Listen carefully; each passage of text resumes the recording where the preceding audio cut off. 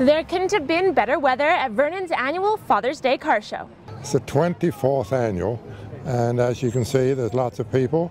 The sun is up, and man, it's a good day for a car show. We have all sorts of cars from a 1918 Chevrolet to, I think there's a 2015 brand new sports hot rod Chrysler product. So it's something for everybody. And do you have any favorites yourself? Yeah, my car, 53 Chev Bel Air. Gil says this year's car show brought the biggest crowd he's seen yet. For Castanet News, I'm Chantal Deacon in Vernon.